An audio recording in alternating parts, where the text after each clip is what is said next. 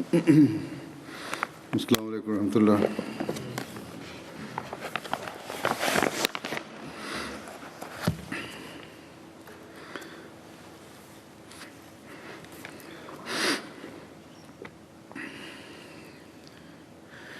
أشهد أن لا إله إلا الله وحده لا شريك له وأشهد أن محمدا عبده ورسوله أما بعد فأعوذ بالله من الشيطان الرجيم بسم الله الرحمن الرحيم الحمد لله رب العالمين الرحمن الرحيم مالك يوم الدين إياك نعبد وإياك نستعين اهدنا الصراط المستقيم صراط الذين أنعمت عليهم غير المغضوب عليهم ولا الضالين. ഇന്ന് ഞാൻ അനുസ്മരിക്കുന്ന സഹാബിയുടെ പേര് ഹസരത്ത് മുആസ് ബിൻ ജബൽ എന്നാകുന്നു. അദ്ദേഹത്തിൻ്റെ പേര് മുആസ് എന്നായിരുന്നു. പിതാവിൻ്റെ പേര് ജബൽ ബിൻ അമർ എന്നും മാതാവിൻ്റെ പേര് ഹിന്ദ് ബിൻ സഹൽ എന്നുമായിരുന്നു. അവർ മാതാവ് ജുഹൈന ഗോത്രത്തിൻ്റെ ശാഖയായ ബനു റബാഹിൽ നിന്നുള്ളവരായിരുന്നു. ഹസരത്ത് മുആസ് ബിൻ ജബലിൻ്റെ വിളിപ്പേര് അബ്ദുറഹ്മാൻ എന്നായിരുന്നു. അദ്ദേഹം ഖസറജ് ഗോത്രത്തിൻ്റെ ശാഖയായ അദീബിനു സഅദ് അലിയിൽപ്പെട്ട ആളായിരുന്നു. സീറെ സഹാബ എന്ന ഗ്രന്ഥത്തിന്റെ കർത്താവ് എഴുതുന്നു, സഅദ് ബിൻ അലിക്ക് 2 ആൺമക്കളുണ്ടായിരുന്നു, സൽമയും അദിയും. സൽമയുടെ വംശാവലി ബനു സൽമയാകുന്നു. ഇസ്ലാമിന്റെ കാലത്ത് അദീബിനു സയദിന്റെ കുടുംബത്തിൽ 2 വ്യക്തികളാണ് ബാക്കിയുണ്ടായിരുന്നത്. ഒന്ന് മുആസും, രണ്ടാമത്തെ അദ്ദേഹത്തിന്റെ മകൻ അബ്ദുറഹ്മാനും. ബനു അദിയന്റെ വീടുകൾ ബനു സൽമയുടെ അൽപക്കത്താണ് ഉണ്ടായിരുന്നത്. ഹസ്രത്ത് മുആസ് ബിൻ ജബൽ ഏറെ വെളുത്ത നിറവും ഭംഗിയുള്ള മുഖവും മനോഹരമായ പല്ലുകളും സുർമ തേച്ചതുപോലുള്ള കണ്ണുകളും ഉള്ള ആളായിരുന്നു. അദ്ദേഹം തന്നെ സമുദായത്തിലെ യുവാക്കളിൽ ഏറെ ഭംഗിയുള്ള യുവാവും ഏറെ ദാനശീലനുമായിരുന്നു. അബു നഈം പറയുന്നു, ഹസ്രത്ത് മുആസ് ബിൻ ജബൽ അൻസാറുകളിലെ യുവാക്കളിൽ സഹിഷ്ണുതയിലും ലജ്ജയിലും ദാനശീലത്തിലും ഉത്തമനായിരുന്നു. ഹസ്രത്ത് മുആസ് ബിൻ ജബൽ ബയ്യത്ത് അഖ്ബ സാനിയയിൽ ഭാഗവക്കായിരുന്നു 70 അൻസാരികളോടൊപ്പം. ഇസ്ലാം സ്വീകരിച്ച സമയത്ത് അദ്ദേഹത്തിന് 18 വയസ്സായിരുന്നു പ്രായം. ഹസ്രത്ത് മുആസ് ബിൻ ജബൽ ബദർ യുദ്ധം, ഉഹദ്, ഖന്ദക്ക് എന്നിവയിലും തുടർന്നുള്ള യുദ്ധങ്ങളിലും തിരുനബി സല്ലല്ലാഹു അലൈഹി വസല്ലമിന്റെ കൂടെ പങ്കെടുത്തിരുന്നു. ബദർ യുദ്ധത്തിൽ പങ്കെടുക്കുന്ന സമയത്ത് അദ്ദേഹത്തിന്റെ പ്രായം 20-21 വയസ്സായിരുന്നു. അദ്ദേഹത്തിന്റെ അഖ്യാഫി സഹോദരൻ അഥവാ മാതാവൊത്ത സഹോദരൻ, അതായത് മാതാവ് ഒന്നും പിതാവ് വെവ്വേറെയുമായ സഹോദരൻ, നിങ്ങൾക്കാണ് അഖ്യാഫി സഹോദരങ്ങൾ എന്ന് പറയുന്നത്. ഹസ്രത്ത് അബ്ദുല്ലാഹ് ബിൻ ജദ്ദും അദ്ദേഹത്തോടൊപ്പം ബദർ യുദ്ധത്തിൽ പങ്കെടുത്തിരുന്നു. സഹൽ ബനു സൽമയിൽപ്പെട്ട ആളായിരുന്നു. അതുകൊണ്ട് തന്നെ ഉസ്ദുൽ ഖാബ എന്ന ഗ്രന്ഥത്തിന്റെ അടിസ്ഥാനത്തിൽ അദ്ദേഹത്തിന്റെ മാതാവത്ത് സഹോദരന്റെ പേര് സഹൽ ബിൻ മുഹമ്മദ് ബിൻ ജദ്ദ് എന്നായിരുന്നു. അദ്ദേഹം ബനു സൽമയിൽപ്പെട്ട ആളാണ്. അതുകൊണ്ടാണ് ബനു സൽമ അദ്ദേഹത്തെയും തങ്ങളുടെ ഗോത്രത്തിൽ ഗണിക്കുന്നത്. മുഹാജിരിങ്ങൾ ഹിജ്റത്ത് ചെയ്ത് മദീനയിൽ വന്നപ്പോൾ തിരുനബി സല്ലല്ലാഹു അലൈഹി വസല്ലം ഹസ്രത്ത് അബ്ദുല്ലാഹ് ബിൻ മസൂദുമായി ഹസ്രത്ത് മുആസ് ബിൻ ജബലിനെ സാഹോദര്യത്തിലാക്കി. വിവിധ ചരിത്ര ഗ്രന്ഥങ്ങളിൽ ഈ ഉദ്ധരണിയാണ് വന്നിട്ടുള്ളത്. ഇസ്ലാം സ്വീകരിച്ചതിന് ശേഷം ഹസ്രത്ത് മുആസ് ബിൻ ജബൽ ബനു സൽമയിലെ യുവാക്കളോടൊപ്പം ചേർന്ന് ബനു സൽമ ഗോത്രത്തിന്റെ വിഗ്രഹങ്ങളെ ഉടച്ചു കളയുകയുണ്ടായി. എങ്ങനെയാണ് അവർ വിഗ്രഹങ്ങളെ തകർത്തതെന്ന് നേരത്തെ ഒരു സഹാബിയുടെ അനുസ്മരണത്തിൽ വിവരിച്ചതാണ്. ഇവിടെയും വിവരിക്കാം. ഹസ്രത്ത് അമർ ബിൻ ജമുഹ് തൻ്റെ വീട്ടിൽ മരത്തിൻ്റെ ഒരു വിഗ്രഹമുണ്ടാക്കി അതിന് മനാത്ത എന്ന പേര് നൽകിയിരുന്നു. അതിനെ ഏറെ ആദരിക്കുകയും ചെയ്തിരുന്നു. ബയ്യത്ത് അക്ബ സാനിയുടെ അവസരത്തിൽ ബനു സൽമ ഗോത്രത്തിലെ ചില യുവാക്കളും ബയ്യത്ത് ചെയ്തിരുന്നു. അതിൽ ഹദരത്ത് മുആസ് ബിൻ ജബലും ഉണ്ടായിരുന്നു. അമ്രിന്റെ മകൻ മുആസും ബയ്യത്ത് ചെയ്തിട്ടുണ്ടായിരുന്നു. ഞാൻ ഈ പറയുന്ന വാക്യ സംഭവം നേരത്തെയും മുആസ് ബിൻ അമ്രിന്റെ അനുസ്മരണത്തിൽ വിവരിച്ചിട്ടുള്ളതാണ്. പറയുന്നു, അവർ പിതാവ് അമ്രിനെ ഇസ്ലാമിലേക്ക് ക്ഷണിക്കാൻ ഒരു ഉപായം മെനഞ്ഞു. അതായത് അമ്ര തന്റെ വീട്ടിൽ വളരെ ഭംഗിയായി വെച്ചിട്ടുണ്ടായിരുന്ന വിഗ്രഹത്തെ രാത്രിയിൽ എടുത്തുകൊണ്ടുപോയി ചവറുകൾ ഇടുന്ന കുഴിയിലിട്ടു. അവിടെ എറിഞ്ഞു വന്നു.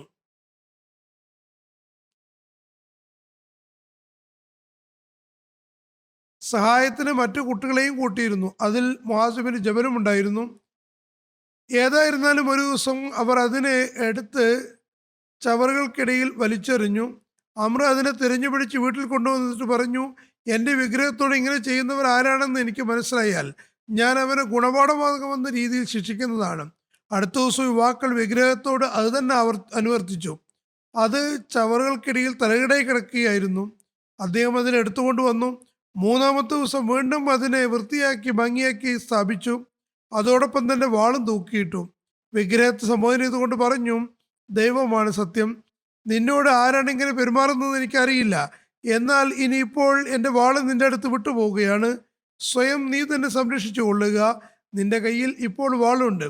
അടുത്ത ദിവസവും ആ വിഗ്രഹം തലസ്ഥാനത്തില്ലെന്ന് ഹദരത്ത് അമർ അറിഞ്ഞു.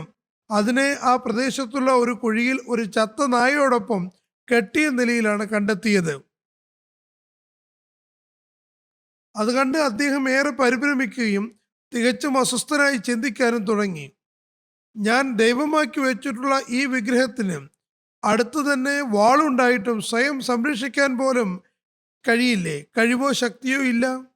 എന്നിരിക്കെ ഇത് എന്നെ എങ്ങനെ സംരക്ഷിക്കാനാണ്? മാത്രമല്ല അതിൻ്റെ കഴുത്തിൽ ചത്ത ഒരു നായയെ ബന്ധിച്ചിരിക്കുന്നു.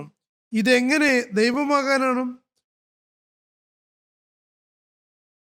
ചുരുക്കത്തിൽ ഈ വിഗ്രഹം അദ്ദേഹത്തെ ഇസ്ലാമിലേക്ക് തിരിക്കാനും ഇസ്ലാം സ്വീകരിക്കാനും നിമിത്തമായി മാറി. ഹദരത്ത് മുആസ് ബിൻ ജബലിന് തിരുനബി സല്ലല്ലാഹു അലൈഹി വസല്ലമയോടുണ്ടായിരുന്ന സ്നേഹവും കൂറും ഒരു സംഭവത്തിൽ നിന്ന് നമുക്ക് ഊഹിക്കാൻ കഴിയും. അതായത് ഉഹദ് യുദ്ധത്തിന് ശേഷം തിരുനബി സല്ലല്ലാഹു അലൈഹി വസല്ലം മദീനയിൽ തിരിച്ചു വന്നപ്പോൾ ഈ എല്ലാ ഇടവഴികളിൽ നിന്നും കരഞ്ഞു വിലപിക്കുന്ന ശബ്ദം വരുന്നുണ്ടായിരുന്നു. നബി സല്ലല്ലാഹു അലൈഹി വസല്ലം ചോദിച്ചു, ഇതെന്താണ്? അദ്ദേഹം പറഞ്ഞു, അനുസാറുകളുടെ സ്ത്രീകൾ തങ്ങളുടെ ശുഹാദാക്കളെ ഓർത്ത് കരയുകയാണ്. തിരുനബി സല്ലല്ലാഹു അലൈഹി വസല്ലം പറഞ്ഞു, ഹംസയ്ക്ക് വേണ്ടി കരയാൻ ആരുമില്ലേ? തിരുനബി സല്ലല്ലാഹു അലൈഹി വസല്ലം ഹദരത്ത് ഹംസയുടെ മഗ്ഫിറത്തിന് വേണ്ടി ദുആ ചെയ്തു. ഹദരത്ത് സഅദ് ബിൻ മുആസ്, ഹദരത്ത് സഅദ് ബിൻ ഉബാദ, ഹദരത്ത് മുആസ് ബിൻ ജബൽ, ഹദരത്ത് അബ്ദുല്ലാ ബിൻ റവാഹ എന്നിവർ റസൂലുള്ളാഹി സ്വല്ലല്ലാഹു അലൈഹി വസല്ലം പറയുന്നത് കേട്ടപ്പോൾ തങ്ങളുടെ പ്രദേശങ്ങളിൽ പോയി മദീനയിലെ കണ്ണൂക്ക് ചെയ്യുന്ന സ്ത്രീകളെ ഒരുമിച്ച് കൂട്ടിക്കൊണ്ടുവന്ന് പറഞ്ഞു, ഇനി തിരുനബി സല്ലല്ലാഹു അലൈഹി വസല്ലമിന്റെ പിതൃവിന് വേണ്ടി കണ്ണൂക്ക് നടത്താതെ ആരും തന്നെ അൻസാർ ശൂതാക്കൾക്ക് വേണ്ടി കരയുന്നതല്ല. കാരണം ഹംസയ്ക്ക് വേണ്ടി കരയാൻ മദീനയിൽ ആരുമില്ല എന്ന് നബി സല്ലല്ലാഹു അലൈഹി വസല്ലം ചോദിക്കുകയുണ്ടായി. ചുരുക്കത്തിൽ അദ്ദേഹത്തിന് നബി സല്ലല്ലാഹു അലൈഹി വസല്ലമിനോട് സ്നേഹവും അനുക്തിയുമാണിത്. ഹദരത്ത് ഹംസയുടെ കാര്യത്തിൽ നബി സല്ലല്ലാഹു അലൈഹി വസല്ലമിന് വിഷമമുണ്ടായി. വാവിട്ട് കണ്ണൂക്ക് നടത്തുന്നത് ഇസ്ലാമിൽ നിഷിദ്ധമാണ്. ഇവിടെ നബി സല്ലല്ലാഹു അലൈഹി വസല്ലം കുറച്ചു നേരത്തേക്കുള്ള അനുമതി നൽകുകയുണ്ടായി. അഥവാ ജനങ്ങളുടെ വൈകാരിക പ്രകടനം കണ്ടപ്പോൾ ഹംസയ്ക്ക് വേണ്ടിയും ഇങ്ങനെ വികാര പ്രകടനം ഉണ്ടാവുകയാണെങ്കിൽ എന്ന് തിരുനബി സല്ലല്ലാഹു അലൈഹി വസല്ലം ആഗ്രഹിച്ചു. ഏതായിരുന്നാലും ഇസ്ലാമിൽ പൊതുവിൽ ഇത് നിഷിദ്ധമാണ്. തിരുനബി സല്ലല്ലാഹു അലൈഹി വസല്ലം ഇത് വിലക്കിയിട്ടുണ്ട്.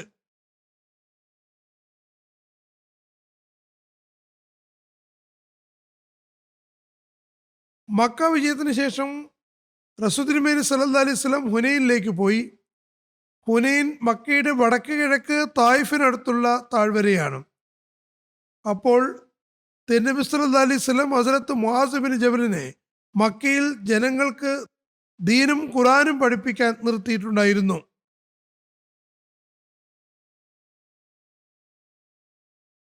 ഹസ്രത്ത് മുആസ് ബിൻ ജബൽ തബൂക്ക് യുദ്ധത്തിൽ നല്ല രീതിയിൽ ഭാഗവാക്കായിരുന്നു. തിരുനബി സല്ലല്ലാഹു അലൈഹി വസല്ലം ഹസ്രത്ത് കഅബ് ബിൻ മാലിക്കിനെ സംബന്ധിച്ച് അദ്ദേഹം ആ സമയത്ത് മദീനയിൽ തന്നെ നിന്നിരുന്നു.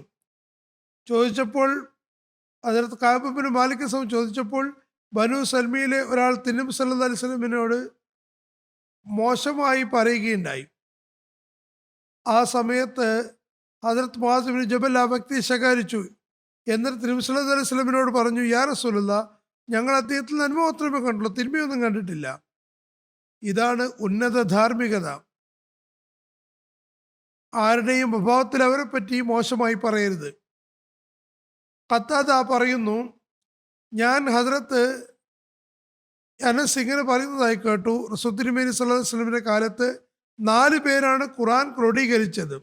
അവരെല്ലാവരും അൻസാറുകളിൽ നിന്നുള്ളവരായിരുന്നു. ഹദ്രത്ത് മുആസ് ബിൻ ജബൽ, ഹദ്രത്ത് ഉബൈ ബിൻ കഅബ്, ഹദ്രത്ത് സയ്യിദ് ബിൻ സാബിത്ത്, ഹദ്രത്ത് അബൂ സയ്യിദ്, ഹദ്രത്ത് അനസിന്റെ പിതൃവിനായിരുന്നു. ഹദ്രത്ത് അബ്ദുല്ലാഹ് ബിൻ അംർ റളിയല്ലാഹു തആല അൻഹുമയിൽ നിന്ന് നിവേദനം, ഞാൻ റസൂൽ തിരുമേനി സല്ലല്ലാഹു അലൈഹി വസല്ലം ഇങ്ങനെ പറയുന്നതായി കേട്ടു, 4 പേരിൽ നിന്ന് വിശുദ്ധ ഖുർആൻ പഠിക്കുക. അതായത് ഇബ്നു മസൂദ്, അബൂ ഹുസൈഫയുടെ അടിമയായിരുന്ന Salim, Ubayy bin Ka'b, Muadh bin Jabal എന്നിവരിൽ നിന്ന്. ഇത് ബുഖാരിയിലുള്ള നിവേദനമാണ്, നേരത്തെയും വായിച്ചിട്ടുണ്ടായിരുന്നു. അത് ഖലീഫത്തുൽ മസീഹ് സാനി വിവരിക്കുന്നു. ഈ സംബന്ധിച്ച് കുറച്ച് വിശദീകരണം ഹദ്രത്ത് കഅബിന്റെ വിവരണത്തിൽ വന്നതാണ്. റസൂലുള്ളാഹി സ്വല്ലല്ലാഹു അലൈഹി വസല്ലം വിശുദ്ധ ഖുർആൻ പഠിപ്പിക്കാൻ അധ്യാപകരുടെ ഒരു സംഘത്തെ നിശ്ചയിച്ചിട്ടുണ്ടായിരുന്നു. അവർ മുഴുവൻ ഖുർആനും തിരുമേനി സല്ലല്ലാഹു അലൈഹി വസല്ലം ഹൃദ്യസ്ഥമാക്കി മറ്റുള്ളവർക്ക് പഠിപ്പിച്ചിട്ടുണ്ടായിരുന്നു. അതിലിവർ 4 പേർ അഗ്രഗണ്യരായ അധ്യാപകരായിരുന്നു. റസൂൽ തിരുമേനി സല്ലല്ലാഹു അലൈഹി വസല്ലം വിശുദ്ധ ഖുർആൻ പഠിച്ച് ജനങ്ങൾക്ക് വിശുദ്ധ ഖുർആൻ പഠിപ്പിക്കുകയായിരുന്നു ഇവരുടെ ജോലി. തുടർന്ന് ഇവർക്ക് കീഴിൽ നിരവധി സഹാബാക്കൾ ജനങ്ങൾക്ക് വിശുദ്ധ ഖുർആൻ പഠിപ്പിച്ചിട്ടുണ്ടായിരുന്നു. അവർ അഗ്രഗണ്യരായ 4 അധ്യാപകരുടെ പേര് ഇപ്രകാരമാണ്: അബ്ദുല്ലാഹ് ബിൻ മസൂദ്, സാലിം മൗല Abu Hudhayfa, Muadh bin Jabal, Ubayy bin Ka'b. ഇവർ 2 പേർ മുഹാജിരീങ്ങളും 2 പേർ അൻസാരികളുമായിരുന്നു.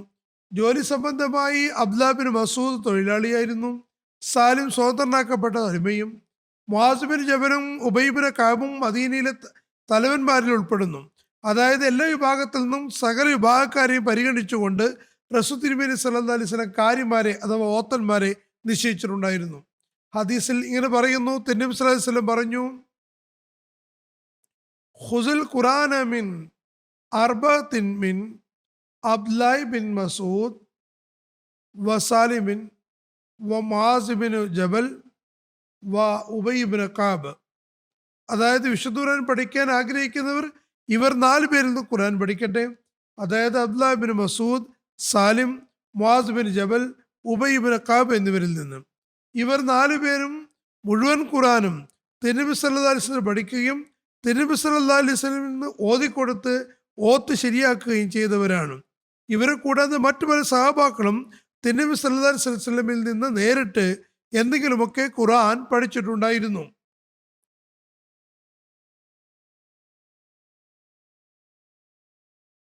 നിവേദനങ്ങളിൽ പറയുന്നു, ഹദ്രത്ത് അബ്ദുല്ലാഹ് ബിൻ മസൂദ് ഒരു വാക്ക് ഒരു രീതിയിലാണ് ഓതിയത്. അപ്പോൾ ഹദ്രത്ത് ഉമർ അദ്ദേഹത്തെ വിലക്കിക്കൊണ്ട് പറഞ്ഞു, ഇങ്ങനെയല്ല, ഇന്ന രീതിയിൽ ഓതേണ്ടതാണ്. അപ്പോൾ അബ്ദുല്ലാഹ് ബിൻ മസൂദ് പറഞ്ഞു, അല്ല, എനിക്ക് റസൂൽ തിരുമേനി സല്ലല്ലാഹു അലൈഹി വസല്ലം ഇങ്ങനെ തന്നെയാണ് പഠിപ്പിച്ചത്. ഹദ്രത്ത് ഉമർ അദ്ദേഹത്തെയും കൂട്ടി തിരുനബി സല്ലല്ലാഹു അലൈഹി വസല്ലമിന്റെ സവിധത്തിലേക്ക് പോയി. തിരുനബി സല്ലല്ലാഹു അലൈഹി വസല്ലമയോട് പറഞ്ഞു, ഇദ്ദേഹം വിശുദ്ധ ഖുർആൻ തെറ്റായ രീതിയിലാണ് പാരായണം ചെയ്യുന്നത്. തിരുനബി സല്ലല്ലാഹു അലൈഹി വസല്ലം പറഞ്ഞു, അബ്ദുല്ലാഹ് ബിൻ മസൂദ് ഓതിക്കേൽപ്പിക്കൂ. അങ്ങനെ അദ്ദേഹം ഓതിക്കേൽപ്പിച്ചപ്പോൾ നബി സല്ലല്ലാഹു അലൈഹി വസല്ലം പറഞ്ഞു, ഈ ശരിയാണല്ലോ. ഹദ്രത്ത് ഉമർ പറഞ്ഞു, യാ റസൂലല്ലാഹ്, അങ്ങ് എനിക്ക് ഈ പദം മറ്റു രീതിയിലാണല്ലോ പഠിപ്പിച്ചത്. തിരുനബി സല്ലല്ലാഹു അലൈഹി വസല്ലം പറഞ്ഞു, അതും ശരിയാണ്. ഇതിൽ നിന്ന് മനസ്സിലാകുന്നത് ഇവർ 4 സഹാബാക്കൾ മാത്രമല്ല, മറ്റ് സഹാബാക്കളും തിരുനബി സല്ലല്ലാഹു അലൈഹി വസല്ലം വിശുദ്ധ ഖുർആൻ പഠിച്ചിട്ടുണ്ടായിരുന്നു എന്നാണ്.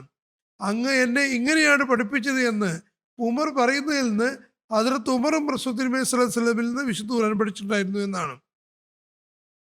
ഹദ്രത്ത് അനസ് ബിൻ മാലിക് നിവേദനം ചെയ്യുന്നു, എൻ്റെ ഉമ്മത്തിനോട് ഏറ്റവും അധികം കാരുണ്യം ചെയ്തിട്ടുള്ളത് ഹസരത്ത് അബൂബക്കർ ആകുന്നു. അള്ളാഹുവിൻ്റെ ദീനിൽ ഏറ്റവും അധികം ഉറച്ചു നിൽക്കുന്ന ആൾ ഹദ്രത്ത് ഉമർ ആകുന്നു.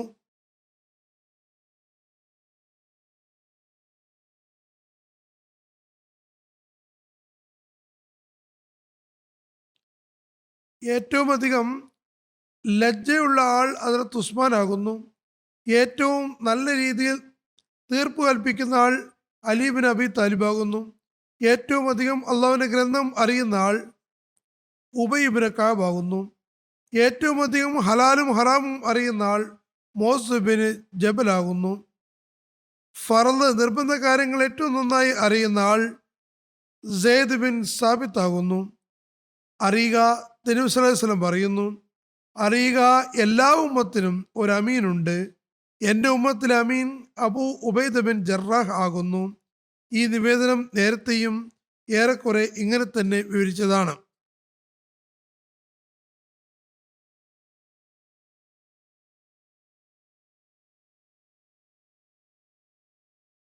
ഹദ്രത്ത് അബൂ ഹുറൈറ നിവേദനം ചെയ്യുന്നു, തിരുനബി സല്ലല്ലാഹു അലൈഹി വസല്ലം പറയുന്നു, അബൂബക്കർ എത്ര നല്ല ആളാകുന്നു, ഉമർ എത്ര നല്ല ആളാകുന്നു, അബൂ ഉബൈദ ബിൻ ജറാഹ് എത്ര നല്ല ആളാകുന്നു, ഉസൈദ് ബിൻ ഹുസൈഫ് എത്ര നല്ല ആളാകുന്നു, സാബിത്ത് ബിൻ ഖൈസ് എത്ര നല്ല ആളാകുന്നു, ഷമാസ് മുആസ് ബിൻ ജബൽ എത്ര നല്ല ആളാകുന്നു, മുആസ് ബിൻ അംർ ബിൻ ജമൂഹ് എത്ര നല്ല ആളാകുന്നു. ഇത് മുസ്നദ് അഹ്മദ് ബിൻ ഹംബലിലുള്ള നിവേദനമാകുന്നു. ഹദരത്ത് മുആസ് ബിൻ ജബൽ നിവേദനം ചെയ്യുന്നു, തിരുനബി സല്ലല്ലാഹു അലൈഹി വസല്ലം ഒരു ദിവസം അദ്ദേഹത്തിൻ്റെ കൈ പിടിച്ചുകൊണ്ട് പറഞ്ഞു, മുആസ്, ഞാൻ തീർച്ചയായും നിങ്ങളെ സ്നേഹിക്കുന്നു. ഹദരത്ത് മുആസ് പറഞ്ഞു, യാ റസൂലല്ലാഹ്, എൻ്റെ മാതാപിതാക്കൾ അങ്ങേക്ക് തണ്ടമായിരിക്കട്ടെ, ഞാനും അങ്ങയെ സ്നേഹിക്കുന്നു. മുആസ്, ഞാൻ നിന്നോട് ഉപദേശിക്കുകയാണ്, എല്ലാ നമസ്കാരത്തിന് ശേഷവും ഒരിക്കലും ഉപേക്ഷ വരുത്താതെ ഈ സിക്ർ ചെയ്യുക. അല്ലാഹുമ്മ അഅ്നി അലാ സിക്രിക വശുക്രിക വഹുസ്നി ഇബാദത്തിക. ഇതൊരിക്കലും ഒഴിവാക്കരുത്. അതായത്, അള്ളാഹുവെ, നിന്റെ സ്മരിക്കാനും കഴിയുന്നതിനും നിനക്ക് നന്ദി പ്രകടിപ്പിക്കാൻ കഴിയുന്നതിനും നിന്റെ ആരാധനയുടെ മനോഹാരത നിലനിർത്താൻ കഴിയുന്നതിനും നീ എന്നെ സഹായിക്കണമേ. ഹദ്രത്ത് മുആസ് ബിൻ ജബൽ നിവേദനം ചെയ്യുന്നു, റസൂലുള്ളാഹി സ്വല്ലല്ലാഹു അലൈഹി വസല്ലം പറയുന്നു, ഞാൻ നിങ്ങൾക്ക് സ്വർഗ്ഗ കവാടങ്ങളുടെ ഒരു കവാടം സംബന്ധിച്ച് പറഞ്ഞു തരട്ടെയോ? ഹദ്രത്ത് മുആസ് പറഞ്ഞു, അതെ, പറഞ്ഞു തന്നാലും. നബി സല്ലല്ലാഹു അലൈഹി വസല്ലം പറഞ്ഞു, ലാ ഹൗല വലാ ഖുവത ഇല്ലാ ബില്ലാഹ് എന്ന് ചൊല്ലുക.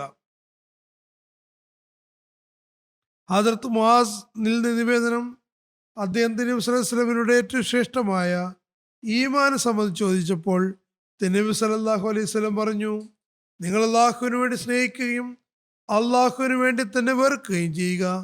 നിങ്ങൾ നാവുകളെ ദൈവസ്മരണയിൽ നിലനിർത്തുക. ഹദ്രത്ത് മുആസ് ചോദിച്ചു, യാ റസൂലല്ലാഹ്, പിന്നെ എന്താണ്? നബി സല്ലല്ലാഹു അലൈഹി വസല്ലം പറഞ്ഞു, നിങ്ങൾക്ക് വേണ്ടി ഇഷ്ടപ്പെടുന്നത് ജനങ്ങൾക്ക് വേണ്ടിയും ഇഷ്ടപ്പെടുക. നിങ്ങൾക്ക് വേണ്ടി ഇഷ്ടപ്പെടുന്നത് തന്നെ ജനങ്ങൾക്ക് വേണ്ടിയും ഇഷ്ടപ്പെടുക. നിങ്ങൾക്ക് വേണ്ടി അനിഷ്ടപ്പെടുന്നത് ജനങ്ങൾക്ക് വേണ്ടിയും അനിഷ്ടമാർഗമായി കരുതുക.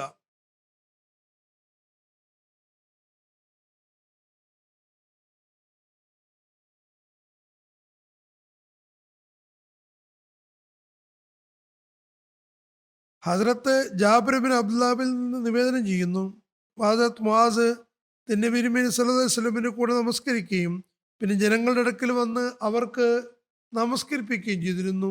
ആദ്യം മസ്ജിദ് നബവിയിൽ വന്ന് നമസ്കരിക്കുകയും പിന്നെ പോയി തൻ്റെ പ്രദേശത്തുള്ളവർക്ക് നമസ്കരിപ്പിക്കുകയും ഇമാമത്ത് വഹിക്കുകയും ചെയ്തിരുന്നു. ഇത് ബുഖാരിയിലുള്ള നിവേദനമാണ്. ഹദ്രത്ത് ജാബിർ നിവേദനം ചെയ്യുന്നു, അദ്ദേഹം പറയുന്നു, ഹദ്രത്ത് മുആസ് റസൂലുള്ളാഹി സ്വല്ലല്ലാഹു അലൈഹി വസല്ലമിന്റെ കൂടെ നമസ്കരിക്കുകയും പിന്നെ വന്ന് ജനങ്ങൾക്ക് നമസ്കരിപ്പിക്കുകയും ഇമാമത്ത് വഹിക്കുകയും ചെയ്തിരുന്നു. ഒരു രാത്രി അദ്ദേഹം നബി സല്ലല്ലാഹു അലൈഹി വസല്ലമിന്റെ കൂടെ ഇശാ നമസ്കാരം അനുഷ്ഠിച്ചു. പിന്നെ തൻ്റെ ആളുകളുടെ അടുത്തെത്തി അവർക്ക് ഇമാമത്ത് വഹിച്ചു. അതിൽ അദ്ദേഹം സൂറ ബഖറ ഓതാൻ തുടങ്ങി. അപ്പോൾ ഒരാൾ അദ്ദേഹത്തിൽ നിന്ന് വിട്ടുമാറി സലാം വീട്ടുകയും ഒറ്റയ്ക്ക് നമസ്കരിക്കുകയും ചെയ്തു.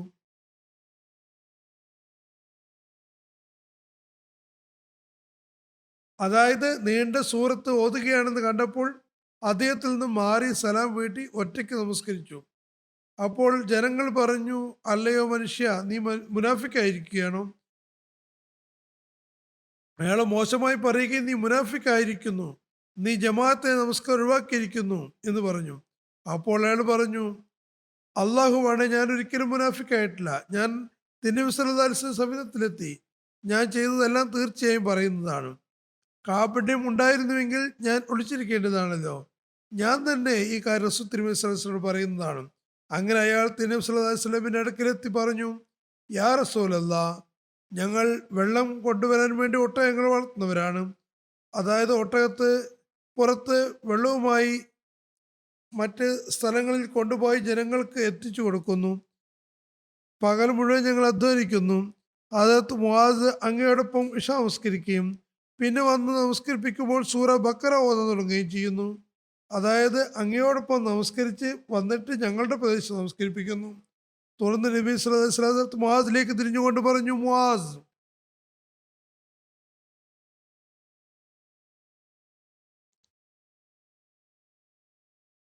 നിങ്ങൾ ജനങ്ങളെ പരീക്ഷണത്തിൽ അകപ്പെടുത്തുകയാണോ? ജനങ്ങളെ എന്തിനാണ് പ്രയാസത്തിൽ അകപ്പെടുത്തുന്നത്? ഇന്ന പാദം ഓതുക. അതായത് എന്താണ് ഓതേണ്ടതെന്നാണ് പറഞ്ഞു കൊടുത്തു. സൂറത്തുകളിൽ ഇന്നത് ഓതുകയെന്ന് 2 പ്രാവശ്യം ആവർത്തിച്ച് പറയുകയുണ്ടായി. അതത്ത് ജാബിർ നിവേദനം ചെയ്യുന്ന തിരുനബി സല്ലല്ലാഹു അലൈഹി വസല്ലം പറഞ്ഞു, വശംസി വദുഹ വല്ലൈലി ഇദാ യഗ്ഷ സബ്ബിസ്മ റബ്ബിക്കൽ അഅല എന്നീ സൂറത്തുകൾ പാരായണം ചെയ്യുക. തിരുനബി സല്ലല്ലാഹു അലൈഹി വസല്ലമയുടെ ഉദാഹരണം എന്നോണം ഈ 4 പറഞ്ഞതാണ്. ഇത് സഹീഹ് മുസ്ലിമിലുള്ള നിവേദനമാണ്. ബുഖാരിയിലുള്ള നിവേദന പ്രകാരമാകുന്നു. ജാബിർ ഇബ്നു അബ്ദുല്ലാഹ് അൻസാരി പറയുന്നു, മുന്നിലൂടെ ഒരാൾ വെള്ളം കൊണ്ടുപോകുന്നു. അത് 2 ഒട്ടകങ്ങളുമായി വരുന്നുണ്ടായിരുന്നു. രാത്രി സമയമായിരുന്നു. യാദൃച്ഛികമായി അയാൾ ഹദരത്ത് മുആദ് നമസ്കരിപ്പിക്കുന്നത് കാണാനിടയായി. മസ്ജിദിൽ നമസ്കാരം നടക്കുകയായിരുന്നു. അത് ഇമാമത്ത് വഹിക്കുകയാണ്. ആഗതൻ തൻ്റെ ഒട്ടകത്ത് നിർത്തി ഹദരത്ത് മുആദിന്റെ അടുത്തേക്ക് പോയി. ഹദരത്ത് മുആദ് വിശുദ്ധ ഖുർആനിലെ സൂറ ബക്കറ അല്ലെങ്കിൽ സൂറ നിസ ഓതുകയാണ്. അപ്പോൾ അയാൾ ആഗതൻ നമസ്കാര വഴിക്ക് പോയി. ഇത് കേട്ടപ്പോൾ ഹദരത്ത് മുആദ് അയാളുടെ കാര്യത്തിൽ നീരസം പ്രകടിപ്പിച്ചു. അപ്പോൾ ഒട്ടേക്കാരൻ്റെ വ്യക്തി തിരുനബി സല്ലല്ലാഹു അലൈഹി വസല്ലം സവിധത്തിലെത്തി ഹദരത്ത് മുആദിനെ സംബന്ധിച്ച് തിരുനബി സല്ലല്ലാഹു അലൈഹി വസല്ലമയോട് പരാതി പറഞ്ഞു. അപ്പോൾ തിരുനബി സല്ലല്ലാഹു അലൈഹി വസല്ലം 3 തവണ ഇങ്ങനെ പറഞ്ഞു, മുആദ്, നിങ്ങൾ പരീക്ഷണത്തിൽ അളപ്പെടുത്തുന്ന ആളാണല്ലോ. എന്തിനാണ് ജനങ്ങളെ പരീക്ഷണത്തിൽ അകപ്പെടുത്തുന്നത്? ഇത്ര വലിയ സൂറത്തുകൾ ഓതി ജനങ്ങളെ പരീക്ഷണത്തിൽ അകപ്പെടുത്തുകയാണ് ചെയ്യുന്നത്.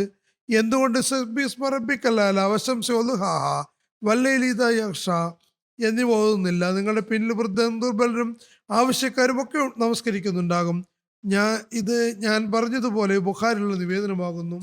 ഹദരത്ത് ഖലീഫത്തുൽ മസീഹ് സാനി റളിയല്ലാഹു തആല അൻഹു നമസ്കാരത്തിൽ ചെറിയ സൂറത്തുകൾ ഓതണമെന്ന റസൂൽ തിരുമേനി സല്ലല്ലാഹു അലൈഹി വസല്ലമിന്റെ ഹദരത്ത് മുആദ് ബിൻ ജബലിനുള്ള ഉപദേശിച്ച് പരാമർശിച്ചുകൊണ്ട് പറയുന്നു, റസൂൽ തിരുമേനി സല്ലല്ലാഹു അലൈഹി വസല്ലം സൂറ ആലയും സൂറ ഗാഷിയയും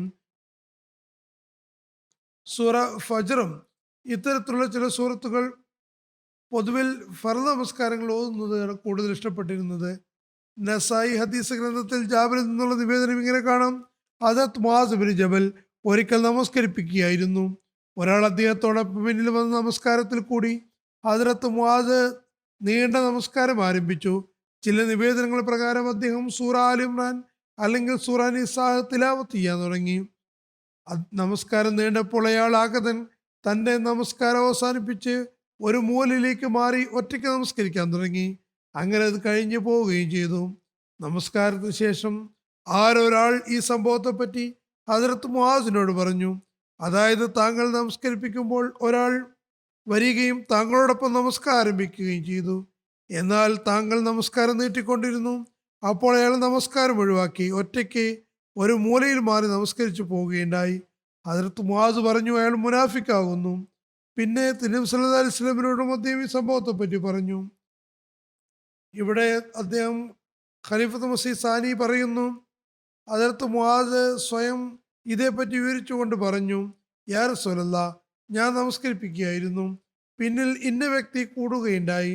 പക്ഷേ നമസ്കാരം നീണ്ടപ്പോൾ അയാൾ തന്നെ നമസ്കാരം നിർത്തി ഒറ്റയ്ക്ക് നമസ്കരിച്ചു പോയി. തന്നെപ്പറ്റി റസൂൽ സല്ലല്ലാഹു അലൈഹി വസല്ലമിന്റെ അടുക്കൽ പരാതി എത്തിയിരിക്കുന്നു എന്ന് അറിഞ്ഞപ്പോൾ അയാൾ തിന്നബി സല്ലല്ലാഹു അലൈഹി വസല്ലം സവിധത്തിൽ എത്തി പറഞ്ഞു, യാ റസൂലല്ലാ, ഞാൻ വന്നപ്പോൾ ഇദ്ദേഹം നമസ്കരിപ്പിക്കുകയായിരുന്നു. ഞാനും അദ്ദേഹത്തോടൊപ്പം നമസ്കാരത്തിൽ കൂടി. പക്ഷെ അദ്ദേഹം നമസ്കാരം നീട്ടാൻ തുടങ്ങി. ഞങ്ങൾ ജോലിക്കാരാണ്. എൻ്റെ ഒട്ടകം തീറ്റ കിട്ടാതെ നിൽക്കുകയാണ്. ഞാൻ നമസ്കാരം മുറിച്ച് മസ്ജിദിൻ്റെ ഒരു മൂലയിൽ മാറി നമസ്കാരം മുഴുവനാക്കി. പിന്നെ ഒട്ടകത്തിന് തീറ്റ കൊടുത്തു. നബി സല്ലല്ലാഹു അലൈഹി വസല്ലം ഇത് കേട്ടപ്പോൾ ഹദ്റത്ത് മുആസിനോട് ദേഷ്യപ്പെട്ടു. അദ്ദേഹത്തോട് പറഞ്ഞു, മുആസ്, നിങ്ങൾ ജനങ്ങളെ പരീക്ഷണത്തിൽ അകപ്പെടുത്തുകയാണോ? നിങ്ങൾക്ക് സബ്ബിഹിസ്മ റബ്ബിക്കൽ അഅല വശംസ വളുഹാഹ വൽ ഫജർ വല്ലൈലി ഇദാ യഗ്ഷാ എന്നീ സൂറത്തുകൾ ഓതുന്നതുകൊണ്ട് എന്ത് പ്രയാസമാണുള്ളത്? നീണ്ട സൂറത്തുകൾ എന്തിനാണ് ഓതുന്നത്? നബി സല്ലല്ലാഹു അലൈഹി വസല്ലം ഈ സൂറത്തുകൾ ഇടത്തരം സൂറത്തുകളായിട്ടാണ് ഗണിച്ചിരുന്നത് എന്നാണ്. ചില പ്രത്യേക സാഹചര്യങ്ങളിൽ നീണ്ട സൂറത്തുകളോ അസുഖമോ മറ്റോ ഉണ്ടെങ്കിൽ ചെറിയ സൂറത്തുകളോ ഓതാവുന്നതാണ്. പക്ഷേ ഇടത്തരം സൂറത്തുകൾ ഇവ തന്നെയാണ്. ഇവയാണ് പൊതുവിൽ ഉറക്കച്ചുള്ള നമസ്കാരങ്ങൾ പാരായണം ചെയ്യേണ്ടത്. പക്ഷേ ഏതായിരുന്നാലും ഈ സൂറത്തുകൾ മാത്രമല്ല ഓതാവൂ എന്നില്ല. ഇത് ഒരു അടിസ്ഥാനപരമായ തത്വമാകുന്നു. ചില സൂറത്തുകൾ നീണ്ട സൂറത്തുകൾ നമസ്കാരങ്ങൾ ഓതരുത്. ചില ആളുകൾക്ക് തങ്ങളുടെ അവസ്ഥയ്ക്കനുസരിച്ച് ഏത് ചെറിയ സൂറത്താണ് ഹൃദ്യസ്ഥമായിട്ടുള്ളത് അവ ഓതാവുന്നതാണ്. ഇമാമത്തിന് മറ്റാരെയും കിട്ടുന്നില്ലെങ്കിൽ അവ ഓതേണ്ടി വരുന്നതാണ്. അവ ഓതാവുന്നതാണ്. നീണ്ട സൂറത്തുകൾ ജമാഅത്തായ നമസ്കാരങ്ങളിൽ ഓതാൻ പാടില്ല എന്നതാണ് പൊതുവായ തത്വം. കാരണം വിവിധ തരത്തിലുള്ള ആളുകൾ നമസ്കരിക്കാനുണ്ടാകും. വൃദ്ധന്മാരും രോഗികളും ജോലിക്കാരും ഉണ്ടാകാറുണ്ട്. ഹദരത്ത് മുആദ് ബിൻ ജബൽ പറയുന്നു, ഞാൻ സവാരിയിൽ റസൂലുള്ളാഹിയിരിക്കുകയായിരുന്നു. എനിക്ക് നബി സല്ലല്ലാഹു അലൈഹി വസല്ലമിനിടയിൽ ഒട്ടകത്തിന്റെ മേലിരിക്കാൻ വിരിക്കുന്ന ഇരിപ്പിടത്തിന് പിൻഭാഗം മാത്രമേ ഉണ്ടായിരുന്നുള്ളൂ. നബി സല്ലല്ലാഹു അലൈഹി വസല്ലം പറഞ്ഞു, മുആദ് ബിൻ ജബൽ, ഞാൻ പറഞ്ഞു, യാ റസൂലല്ലാഹ്, ഞാൻ എവിടെയുണ്ട്? ഇതെന്റെ സൗഭാഗ്യമാകുന്നു. കുറച്ച് മുമ്പോട്ട് പോയതിനു ശേഷം നബി സല്ലല്ലാഹു അലൈഹി വസല്ലം പറഞ്ഞു, മുആദ് ബിൻ ജബൽ, ഞാൻ പറഞ്ഞു, ലബ്ബൈക യാ റസൂലല്ലാഹ്, എൻ്റെ സൗഭാഗ്യമാകുന്നു ഇത്. വീണ്ടും കുറെ കൂടി മുമ്പോട്ട് പോയ ശേഷം വീണ്ടും നബി സല്ലല്ലാഹു അലൈഹി വസല്ലം പറഞ്ഞു, മുആദ് ബിൻ ജബൽ, ഞാൻ പറഞ്ഞു, ലബ്ബൈക യാ റസൂലല്ലാഹ്, ഇത് എൻ്റെ സൗഭാഗ്യമാകുന്നു. നബി സല്ലല്ലാഹു അലൈഹി വസല്ലം പറഞ്ഞു, അള്ളാഹുവിന് തന്റെ ദാസന്മാർക്ക് ഇവരുടെ അവകാശങ്ങൾ എന്തൊക്കെയാണെന്ന് നിനക്കറിയാമെന്ന്. ഞാൻ പറഞ്ഞു, അള്ളാഹു റസൂലുമാണ് നന്നായി അറിയുന്നത്. നബി സല്ലല്ലാഹു അലൈഹി വസല്ലം പറഞ്ഞു, അള്ളാഹുവിന് തന്റെ ദാസന്മാരുള്ള അവകാശം എന്തെന്നാൽ അവർ അവരുടെ ആരാധിക്കുകയും ചെയ്യുക എന്നതാണ്. അതായത് ദാസന്മാർ അള്ളാഹുവിനെ ആരാധിക്കണം, ആരെയും അവരോട് പങ്കുചേർക്കരുത്. പിന്നെ കുറച്ചു നേരം മുന്നോട്ട് പോയി റസൂൽ നബി സല്ലല്ലാഹു അലൈഹി വസല്ലം പറഞ്ഞു, മുആദ് ബിൻ ജബൽ, ഞാൻ പറഞ്ഞു, ലബ്ബൈക യാ റസൂലല്ലാഹ്, എൻ്റെ സൗഭാഗ്യമാകുന്നു. നബി സല്ലല്ലാഹു അലൈഹി വസല്ലം പറഞ്ഞു, ദാസന്മാർക്ക് അള്ളാഹുവിനോടുള്ള കടമകൾ എന്തൊക്കെയാണെന്ന് അറിയാമോ? അതായത് ആദ്യം ദാസന്മാർ അള്ളാഹുവിനോട് ചെയ്യേണ്ട കാര്യങ്ങളാണ്. ഇനി അറിയാമോ, ഇനി അടിയാറുകളുടെ കടമകൾ എന്തെല്ലാമാണ്? അത് ചെയ്താൽ, കാര്യങ്ങൾ അംഗീകരിച്ചാൽ അള്ളാഹു എങ്ങനെയാണ് ദാസന്മാരോട് പെരുമാറുക? ഞാൻ പറഞ്ഞു, അള്ളാഹുവും റസൂലുമാണ് നന്നായി അറിയുന്നത്. നബി സല്ലല്ലാഹു അലൈഹി വസല്ലം പറഞ്ഞു, അവർ അവരെ ശിക്ഷിക്കുന്നതല്ല. അതായത് അള്ളാഹു പറയുമ്പോൾ അനുസരിച്ചാൽ പിന്നെ അള്ളാഹു അവരെ ശിക്ഷിക്കാതിരിക്കുക എന്നത് ആ ദാസന്മാരുടെ അവകാശമാകുന്നു. ഇത് സഹീഹ് മുസ്ലിമിലുള്ള നിവേദനമാകുന്നു. ഹദ്റത്ത് മുആദ് ബിൻ ജബൽ പറയുന്നു, ഞാനൊരു യാത്രയിൽ തിരുനബി സല്ലല്ലാഹു അലൈഹി വസല്ലമിന്റെ കൂടെ ഉണ്ടായിരുന്നു. ഒരു ദിവസം ഞാൻ തിരുനബി സല്ലല്ലാഹു അലൈഹി വസല്ലം വളരെ അടുത്തായിരുന്നു.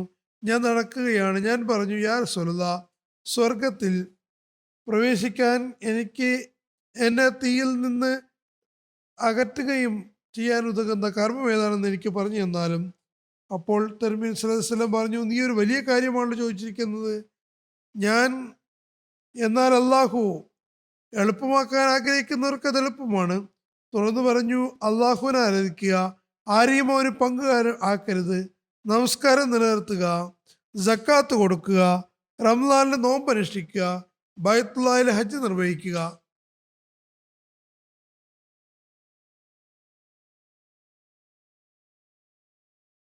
പിന്നെ നബി സല്ലല്ലാഹു അലൈഹി വസല്ലം പറഞ്ഞു, ഞാൻ നന്മയുടെ കവാടങ്ങളെ പറ്റി പറയേണ്ടതല്ലേ? ഇത്രയും പറഞ്ഞതിന് ശേഷം റസൂൽ നബി സല്ലല്ലാഹു അലൈഹി വസല്ലം പറഞ്ഞു, ഞാൻ നന്മയുടെ കവാടങ്ങളെ സംബന്ധിച്ച് പറഞ്ഞു തരാം. നോമ്പ് പരിചയമാകുന്നു, വെള്ളം തീയിനെ അണയ്ക്കുന്നത് പോലെ സദക്ക തീയുകളെ ഭസ്മീകരിക്കുന്നു. രാത്രിയുടെ മധ്യത്തിൽ നമസ്കരിക്കുക, അതായത് തഴഞ്ഞ് നമസ്കരിക്കുക. തുടർന്ന് നബി സല്ലല്ലാഹു അലൈഹി വസല്ലം ഈ ആയത്ത് പാരായണം ചെയ്തു. തത്തജാഫ ജുനൂബുഹും അനിൽ മസാജി യദ്ഊന റബ്ബഹും ഖൗഫൻ വതമം വമിമ്മാ റസഖ്നാഹും യുൻഫിഖൂൻ ഫലാ തഅലമു നഫ്സും മാ ഉഖ്ഫിയ ലഹും മിൻ ഖുർറത്തി അയ്നിൻ ജസാം ബിമാ കാനൂ യഅമലൂൻ.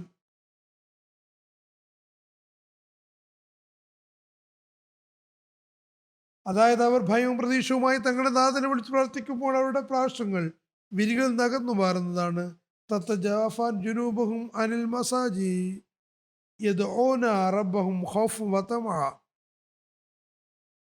നാം അവർക്ക് നൽകിയതിൽ നിന്ന് അവർ ചെലവഴിക്കുന്നവരും ആകുന്നു. അതിൻ്റെ കർമ്മഫലം എന്ന നിലയ്ക്ക് ഒരാത്മാവും അതിൻ്റെ കൺകുളിർമയ്ക്ക് വേണ്ടി എന്താണ് ഗുപ്തമാക്കി വെച്ചിട്ടുള്ളതെന്ന് അറിയുന്നില്ല. തുടർന്ന് നബി സല്ലല്ലാഹു അലൈഹി വസല്ലം പറഞ്ഞു, ഇനി നിനക്ക് ഇവരെ ഉന്നത ശിഖരം, എൻ്റെ നെടുന്തൂൺ, അതിൻ്റെ മേൽത്തട്ട് എന്താണെന്ന് പറഞ്ഞു തരട്ടെയോ? തുടർന്ന് പറഞ്ഞു, അത് ജിഹാദ് ആകുന്നു. പിന്നെ പറഞ്ഞു, ഇനി ഞാൻ ഇവയുടെ അടിസ്ഥാനം, അതായത് അത് ഏത് ചുറ്റുവറ്റുമാണെന്ന്, അതിൻ്റെ അടിസ്ഥാനം എന്താണെന്ന് ഞാൻ പറഞ്ഞു തരട്ടെയോ? ഞാൻ പറഞ്ഞു, തീർച്ചയായും യാ റസൂലല്ലാഹ്. നബി സല്ലല്ലാഹു അലൈഹി വസല്ലം തന്നെ നാവ് പിടിച്ചുകൊണ്ട് പറഞ്ഞു, ഇതിനെ തടഞ്ഞു വയ്ക്കുക. നബി സല്ലല്ലാഹു അലൈഹി വസല്ലം പറഞ്ഞു, മുആസ്, നിനക്ക് നന്മ വരട്ടെ. ജനങ്ങളെ അവരുടെ നാവ് കൊയ്തെടുക്കുന്ന പ്രകൃതിയിലല്ലാതെ, അതായത് നിങ്ങൾ നാവ് കൊണ്ട് കാര്യങ്ങൾ പറയുന്നു, നാവ് കൊണ്ട് നൽകുന്ന മുറിവുണ്ടല്ലോ, അത് വൈകാരിക പ്രയാസങ്ങൾ നൽകുകയും പിന്നെ ഫിത്ന ഉണ്ടാക്കുകയും ചെയ്യുന്നു. അത് മുഖേന നിരവധി തിന്മകൾ ഉടലെടുക്കുന്നു. നാവ് തിന്മകൾ വിവരിക്കുമ്പോൾ തിന്മയ്ക്ക് നിമിത്തമാകുന്നു. തുടർന്ന് പറഞ്ഞു, അപ്പോൾ മനുഷ്യനെ അത് തീയിലേക്ക് മുഖം കുത്തി വീഴ്ത്തുന്നു. അതുകൊണ്ട് നാവിനെ നിയന്ത്രിച്ച് ഉപയോഗിക്കുക. കാരണം നാവ് കൊണ്ട് നല്ല കാര്യങ്ങൾ മാത്രം പറയുക.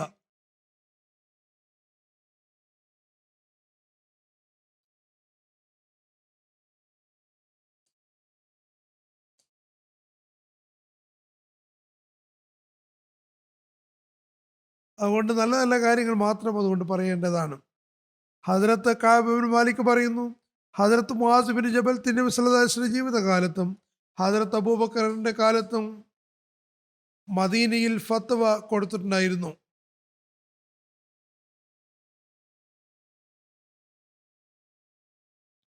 Muhammad bin Sahl bin Abu Khaythama തൻ്റെ പിതാവിൽ നിന്ന് നിവേദനം ചെയ്യുന്നു, റസൂലുള്ളാഹി സ്വല്ലല്ലാഹു അലൈഹി വസല്ലം കാലത്ത് മുഹാജിറുകളിലെ 3 പേരും അൻസാറുകളുടെ 3 പേരും ഫത്വ നൽകാറുണ്ടായിരുന്നു. അവർ ഹസ്രത്ത് ഉമർ, ഹസ്രത്ത് ഉസ്മാൻ, ഹസ്രത്ത് അലി, ഹസ്രത്ത് ഉബൈ ബിൻ കഅബ്, ഹസ്രത്ത് മുആസ് ബിൻ ജബൽ, ഹസ്രത്ത് സയ്യിദ് ബിൻ സാബിത്ത് എന്നിവരായിരുന്നു. അബ്ദുറഹ്മാൻ ബിൻ ഖാസിം തൻ്റെ പിതാവിൽ നിന്ന് നിവേദനം ചെയ്യുന്നു,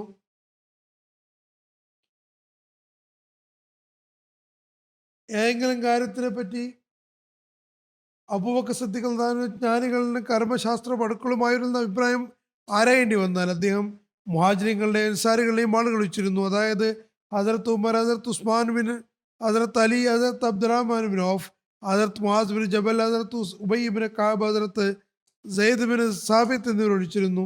ഇവരെല്ലാവരും ഹസ്രത്ത് അബൂബക്കറിന്റെ ഖിലാഫത്ത് കാലത്ത് ഫത്വ നൽകിയിരുന്നു. അതായത് ഇവർ ഇഫ്താ കമ്മിറ്റി മെമ്പർമാരായിരുന്നു, അഥവാ അവർക്ക് ഫത്വ നൽകാൻ അധികാരം നൽകിയിട്ടുണ്ടായിരുന്നു. കാരണം അവർ പഠിച്ചവരായിരുന്നു, അവർ ഫത്വ നൽകാൻ അധികാരം നൽകിയിരുന്നു. അവരതിന് അവിടെ താമസിച്ചിട്ടുണ്ടായിരുന്നു. ഹദ്രത്ത് മുആസ് ബിൻ ജബൽ അവിടെ നിന്ന് സിറിയയിലേക്ക് പോയപ്പോൾ ഹദ്രത്ത് ഉമർ പറഞ്ഞു, ഫിഖിന്റെയും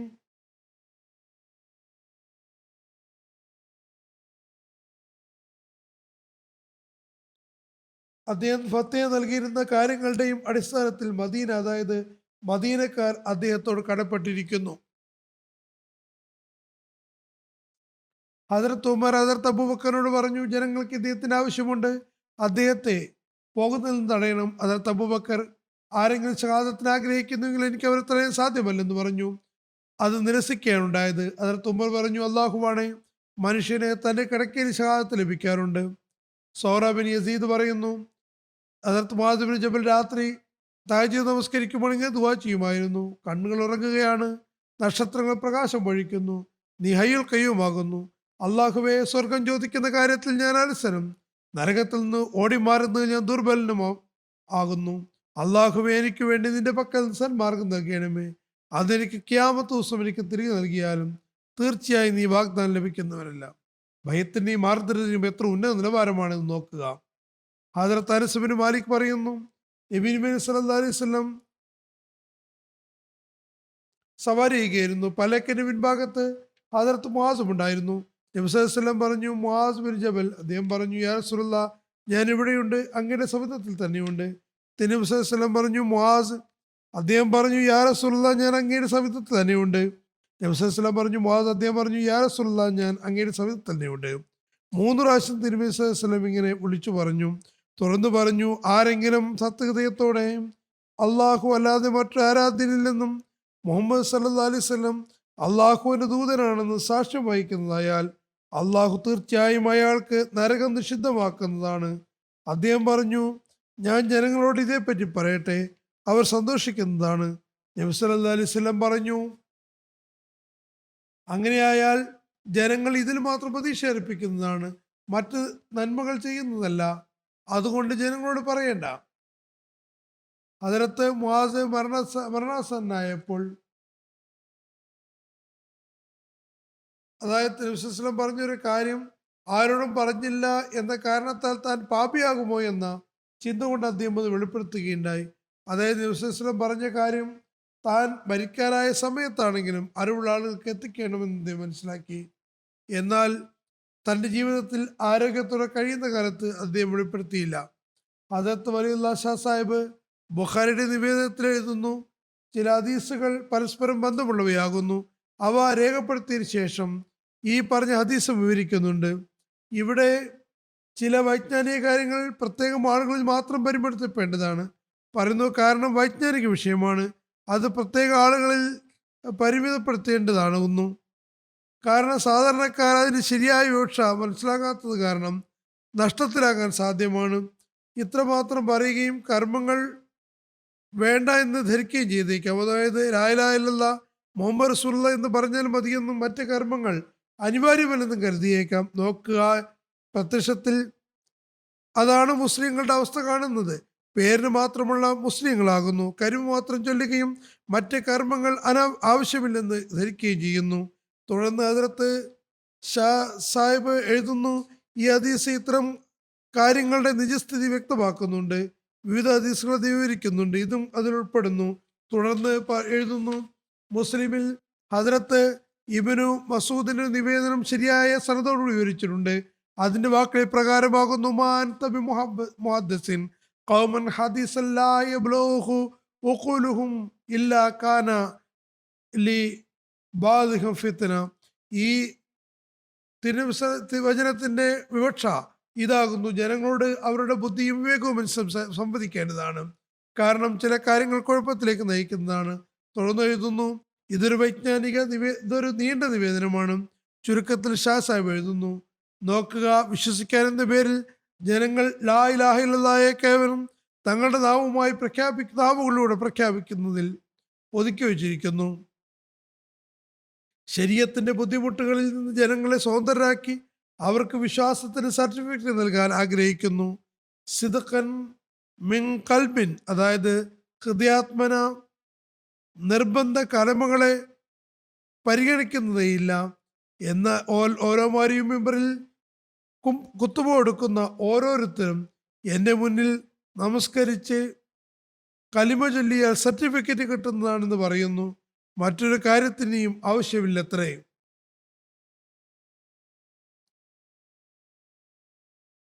തുടർന്ന് അദ്ദേഹം എഴുതുന്നു, നാവുകൊണ്ട് പ്രഖ്യാപനം നടത്തുന്ന ഇത്തരം വിശ്വാസികളെ സംബന്ധിച്ച് നബി സല്ലല്ലാഹു അലൈഹി വസല്ലം പറയുന്നു, അക്കാലത്ത് ഹൃദയങ്ങളിൽ നാവുകളിലോ വിശ്വാസമുണ്ടായിരിക്കില്ല. മറിച്ച് അത് കാർത്തിക നക്ഷത്രത്തിൽ ഉയർന്നിരിക്കും. അത് അന്ത്യകാലത്തെ സംബന്ധിച്ചുള്ളതാണ്. തിരുനബി സ്വല്ലല്ലാഹു അലൈഹി വസല്ലം പറഞ്ഞതാണിത്. അന്ന് കലിമ ചൊല്ലുന്നവർ ഉണ്ടാകുമെന്നാണ് പറഞ്ഞത്. തുടർന്ന് പറയുന്നു, മല്ലക്കി അല്ലാഹ് ലാ യുശ്രിക്കു ബിഹി ഷൈഅ, അതായത് മരണം വരെ എല്ലാത്തരം ശിർക്കുകളിൽ നിന്നും വിട്ടുനിൽക്കുന്നവർ സ്വർഗത്തിൽ പ്രവേശിക്കുന്നതാണ്. നബി സല്ലല്ലാഹു അലൈഹി വസല്ലം ഹദ്രത്ത് മുആസിനെ 2-3 പ്രാവശ്യം വിളിച്ച് നിശബ്ദനായതും തുടർന്ന് ഈ കാര്യങ്ങൾ പറഞ്ഞതും അദ്ദേഹത്തിന് ശ്രദ്ധയും ആഗ്രഹവും ഉണ്ടാവുക എന്നതിൻ്റെ അടിസ്ഥാനത്തിലായിരുന്നു. അദ്ദേഹം ഞാൻ സന്നിഹിതനാണ് ലബ്ബൈക്ക് എന്ന് പറഞ്ഞുകൊണ്ട് ശ്രദ്ധയും താല്പര്യവും ഉണ്ടാക്കാനാണ് തിരുനബി സല്ലല്ലാഹു അലൈഹി വസല്ലം ആഗ്രഹിച്ചത്. അങ്ങനെ ആ പ്രത്യേക അന്വേഷണത്തോടെ ഉണ്ടായപ്പോഴാണ് തിരുനബി സല്ലല്ലാഹു അലൈഹി വസല്ലം പറയുന്നത്. തുടർന്ന് ഷാ സാഹിബ് എഴുതുന്നു, അദ്ദേഹത്തിൻ്റെ നല്ല കാര്യങ്ങൾ നല്ല പോലെ മനസ്സിലാക്കി കൊടുക്കുകയാണ്. അത് മനസ്സിൽ പ്രഭാവം ചെലുത്തണം. കാര്യം നല്ല പോലെ ബോധ്യപ്പെടുത്താൻ തിരുനബി സല്ലല്ലാഹു അലൈഹി വസല്ലം 3 പ്രാവശ്യം ശ്രദ്ധ ക്ഷണിച്ചു. ഹദരത്ത് മുആദ് തിരുനബി സല്ലല്ലാഹു അലൈഹി വസല്ലമിനെ പൂർണ്ണമായും ബഹുമാനിക്കുകയും മരണസമയത്താണ് അത് പറയുകയും ചെയ്തത്. ഒരു പ്രധാന സംഗതി പറയാതെ താൻ ശിക്ഷിക്കപ്പെടുമോ എന്ന് അറിവുണ്ടായിരുന്ന കാര്യം എന്ത് ഭയന്നുകൊണ്ടുമാണ് പറയാതിരുന്നത്. അതായത് വൈജ്ഞാനിക വിഷയങ്ങൾ ചുരുങ്ങിയ പക്ഷം വിജ്ഞാനമുള്ള ആളുകളിലേക്കെങ്കിലും എത്തിക്കേണ്ടിയിരിക്കുന്നു. ഇന്ന് മുസ്ലിങ്ങൾ കലിമ ചൊല്ലിക്കൊണ്ട് തങ്ങൾ ശിർക്കിൽ നിന്ന് മുക്തരായെന്ന് ധരിക്കുന്നു. എന്നാൽ അവരുടെ ഹൃദയങ്ങൾ ശിർക്കിൽ നിറഞ്ഞവയാകുന്നു. അവരുടെ പ്രതീക്ഷകൾ ഭൗതിക വസ്തുക്കളിലാണ്. വലിയ വലിയ ഖാത്തിബുമാർ അഥവാ പ്രഭാഷകരും ഭൗതിക സാമരികളിലാണ് പ്രതീക്ഷിപ്പിക്കുന്നത്. എന്താണ് അവിടെ യഥാർത്ഥ അവസ്ഥ, യഥാർത്ഥ രീതി എന്നറിഞ്ഞാൽ വ്യക്തമാകുന്നതുണ്ട്. ഇവിടെ ഹദീസിൽ കലിമ ചൊല്ലുന്നവർക്ക് നരകം നിഷിദ്ധമാക്കപ്പെടുമെന്നത് ഈ ശിക്ഷ അള്ളാഹുവാണ് നൽകുക എന്നും കലിമ ചൊല്ലുന്ന ഓരോ മുസ്ലിമിനെ സംബന്ധിച്ചും ആരെയാണ് മുസ്ലിമെന്നും അമുസ്ലിമെന്നും ഫത്വ നൽകേണ്ടത് മനുഷ്യന്റെ പണിയല്ല എന്നും വ്യക്തമാകുന്നുണ്ട്.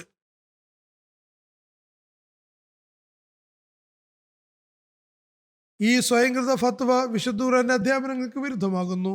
ചുരുക്കത്തിൽ ഇന്ന് മുസ്ലിം എന്ന് പറയപ്പെടുന്നവർ, ഇന്ന് റബീഉൽ അവൽ പ്രമാണിച്ച് നബിദിനം ആഘോഷിക്കുന്നവർ നബി സല്ലല്ലാഹു അലൈഹി വസല്ലമിന്റെ മാതൃക സ്വായത്തമാക്കണമെന്നും തങ്ങൾ മുസ്ലിങ്ങളാണെന്ന് സ്വയം കരുതുന്നതുകൊണ്ട് കാര്യമില്ലെന്നും കലിമ എന്നവരുടെ കാര്യം അള്ളാഹുലേക്ക് വിടുകയാണ് വേണ്ടതെന്ന് മനസ്സിലാക്കേണ്ടിയിരിക്കുന്നു. ഈ കാര്യങ്ങളാണ് നബി സല്ലല്ലാഹു അലൈഹി വസല്ലമിന്റെ ആത്മാവിനെ സന്തോഷിപ്പിക്കുക. അതാണ് ഉമ്മത്തിന്റെ ഭാഗത്ത് നിന്ന് നബി സല്ലല്ലാഹു അലൈഹി വസല്ലം സന്തോഷം പകരുക. നബി സല്ലല്ലാഹു അലൈഹി വസല്ലമിന് മേൽ സ്വലാത്ത് ചൊല്ലുന്നതോടൊപ്പം അള്ളാഹു നബി സല്ലല്ലാഹു അലൈഹി വസല്ലമിന്റെ ഉമ്മത്തിനെ അവകാശമില്ലാതെ അനാഥമാക്കിയിട്ടില്ല എന്നതിൽ അള്ളാഹുവിനോട് നന്ദി കാണിക്കുക. മറിച്ച് വാഗ്ദാന പ്രകാരം നബി സല്ലല്ലാഹു അലൈഹി വസല്ലം തന്റെ പ്രവചന പ്രകാരം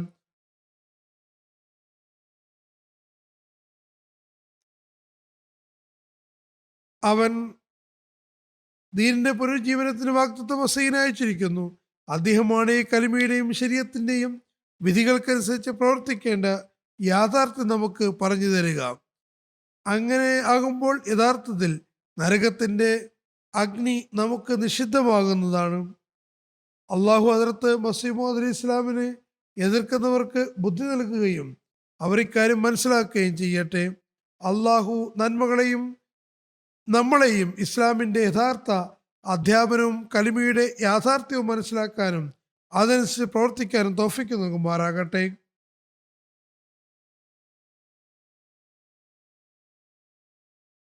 ഹദ്റത്ത് മുആദ് ബിൻ ജബൽ വിവരിക്കുന്നു, ഞങ്ങൾ നബി സല്ലല്ലാഹു അലൈഹി വസല്ലമയോടൊപ്പം തബൂക്കിനും നടന്ന വർഷം യാത്ര പുറപ്പെട്ടു. നമസ്കാരങ്ങൾ ജമ്മാക്കിയിരുന്നു. നബി സല്ലല്ലാഹു അലൈഹി വസല്ലം ളുഹർ, അസ്ർ എന്നിവയും മഗ്‌രിബ്, ഇശാ എന്നിവയും ഒരുമിച്ച് അനുഷ്ഠിച്ചിരുന്നത്. ഒരു ദിവസം നബി സല്ലല്ലാഹു അലൈഹി വസല്ലം നമസ്കാരങ്ങൾ കുറച്ച് വൈകി നമസ്കരിപ്പിച്ചു. നബി സല്ലല്ലാഹു അലൈഹി വസല്ലം പുറത്ത് വന്നു ളുഹർ അസ്റും നമസ്കരിപ്പിച്ചു. പിന്നെ അകത്തേക്ക് പോയി തുടർന്ന് പുറത്തേക്ക് വരികയും മഗ്‌രിബും ഇശായും ഒരുമിച്ച് നമസ്കരിപ്പിക്കുകയും ചെയ്തു. പിന്നെ നബി സല്ലല്ലാഹു അലൈഹി വസല്ലം പറഞ്ഞു, നാളെ നിങ്ങൾ ഇൻഷാ അല്ലാഹ് തബൂക്കിന്റെ അരുവിയിൽ എത്തുന്നതാണ്. 4 നമസ്കാരങ്ങൾ ഒരുമിച്ച് നമസ്കരിപ്പിച്ചു എന്നതല്ല ഇതിന്റെ അർത്ഥം. ഇടയിലുള്ള സമയം കുറവായിരുന്നു.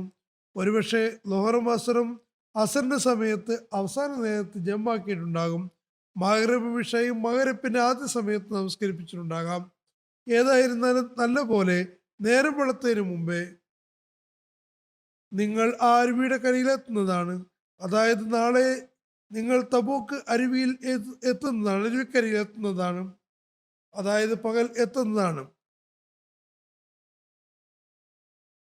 ഏകദേശ നിയമത്തിലാണ് നബി സല്ലല്ലാഹു അലൈഹി വസല്ലം പറഞ്ഞത്. ചുരുക്കത്തിൽ നിങ്ങൾ അവിടെ എത്തിയാൽ ഞാൻ എത്തുന്നതുവരെ ആരും തന്നെ അതിൻ്റെ വെള്ളത്തിൽ തൊടരുത്. ഞാൻ അവിടെ എത്തുന്നവരെയും ആരും തന്നെ അതിൻ്റെ വെള്ളം കുടിക്കുകയോ വെള്ളത്തിൽ തൊടുകയോ ചെയ്യരുത്. നിവേദകൻ പറയുന്നു, അങ്ങനെ ഞങ്ങൾ അവിടെ എത്തി. പക്ഷെ അവിടെ 2 പേർ ഞങ്ങൾക്ക് മുമ്പേ എത്തിയിട്ടുണ്ടായിരുന്നു. അവർ നേർത്ത ഒരു നാരുപോലെ ആണ് അരുവി ഒഴുകിയിട്ടുണ്ടായിരുന്നത്. അതിൽ നിന്ന് അല്പാൽപ്പം വെള്ളം വന്നിരുന്നു. വളരെ നേർത്തൊരു ചാൽ പോലെയായിരുന്നു. നിവേദകൻ പറയുന്നു, നബി സല്ലല്ലാഹു അലൈഹി വസല്ലം അവർ 2 പേരെയും ചോദിച്ചു, നിങ്ങൾ ഈ വെള്ളത്തെ സ്പർശിക്കുകയുണ്ടായോ? അവർ പറഞ്ഞു, ഞങ്ങൾ അതിൽ നിന്ന് വെള്ളമെടുത്ത് കുടിച്ചിട്ടുണ്ടായിരുന്നു. തോന്നി നബി സല്ലല്ലാഹു അലൈഹി വസല്ലം അവർക്ക് ശാസ്ത്രം നൽകിക്കൊണ്ട് പറഞ്ഞു, ഞാൻ നിങ്ങളെ വിലക്കിയതല്ലേ, നിങ്ങൾ അതിനെ സ്പർശിച്ചു. അതായത് അള്ളാഹു ഉദ്ദേശിച്ചതുപോലെ തിരുനബി സല്ലല്ലാഹു അലൈഹി വസല്ലം അവരോട് പറഞ്ഞു. നിവേദകൻ പറയുന്നു, തുടർന്ന് ജനങ്ങൾ ആ അരുവിയിൽ നിന്ന് തങ്ങളുടെ കൈകൊണ്ട് അല്പാൽപമായി എടുത്ത് ഒരു പാത്രത്തിൽ സ്വരൂപിച്ചു. വെള്ളത്തിന് വളരെ നേർത്തൊരു ചാലാണ് വന്നിരുന്നത്. നിവേദകൻ പറയുന്നു, തുറന്ന് നബി സല്ലല്ലാഹു അലൈഹി വസല്ലം തൻ്റെ 2 കൈയും അതിൽ കഴുകി, മുഖവും കഴുകി. തുടർന്ന് ആ വെള്ളം ആ അരുവിയിൽ തന്നെ ഒഴിച്ചു. അതായത് ആ അരുവിയുടെ മേലിരുന്ന് കൈയും മുഖവും കഴുകി വെള്ളം അരുവിയിലേക്ക് തന്നെ വീണുകൊണ്ടിരുന്നു. അപ്പോൾ അരുവി ശീഘ്രഗതിയിൽ പ്രവഹിക്കാൻ തുടങ്ങി. അതായത് നബി സല്ലല്ലാഹു അലൈഹി വസല്ലം അവിടെ ഇരുന്ന് കൈയും മുഖവും കഴുകുകയും അവിടെ തന്നെ വെള്ളം വീഴ്ത്തുകയും ചെയ്തപ്പോൾ നേരത്തെ ചാലുപോലെ വന്നിരുന്ന അരുവി ശക്തമായി പ്രവഹിക്കാൻ തുടങ്ങി. അങ്ങനെ ജനങ്ങൾ നല്ലപോലെ ദാഹശമനം വരുത്തി. തുടർന്ന് നബി സല്ലല്ലാഹു അലൈഹി വസല്ലം പറഞ്ഞു, മുആസ്, നിനക്ക് ആയുസ് നീട്ടിക്കിട്ടുകയാണെങ്കിൽ ഈ പ്രദേശം തോട്ടങ്ങൾ നിറഞ്ഞതായി നിനക്ക് കാണാൻ കഴിയുന്നതാണ്.